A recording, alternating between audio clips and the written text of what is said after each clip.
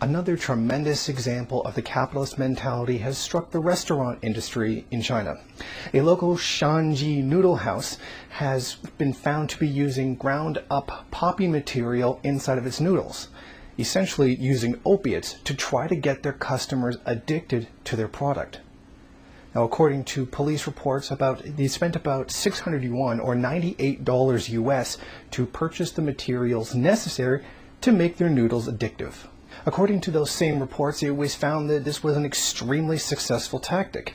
Police say that the amount of opiates inside one portion of noodles was enough to make a regular customer of the establishment addicted. In other words, they were risking drug addiction in order just to get more customers.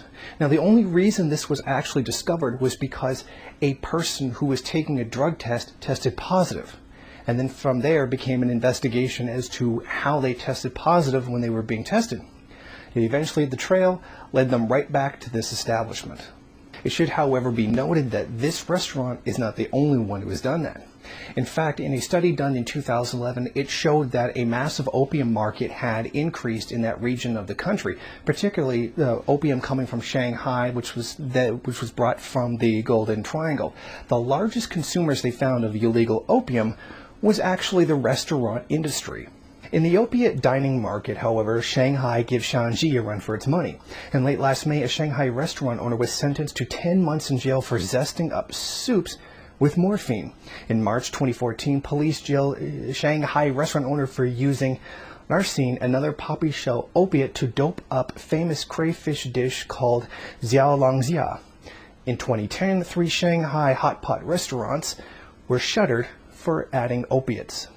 Restaurant owners all over China have long embraced this customer retention trick. Last year, 2 restaurants in the southern metropolis of Guangzhou were caught adding pulverized poppies to their food. The prior year, 7 restaurants in Ningxia were found to be dousing their hot pot soups with morphine. A Sichuan restaurant reportedly been found to feature codeine as a secret ingredient. In Guizhou province in 2004, police busted 215 restaurants for morphine-laced hotspots. Of course, this is directly related to the restoration of capitalism in China, where the increased competition in the area leads businessmen to do unethical things in order to compete. In other words, to get the best return on their investment possible. This is actually very comparable to cigarettes. For how many decades, cigarette companies knew that their product was addictive, and in fact went out of their way to make it more addictive just to make money. So can we really be surprised that something like this would happen? Or even in a place like capitalist China today, where there's very little regulation in this regard.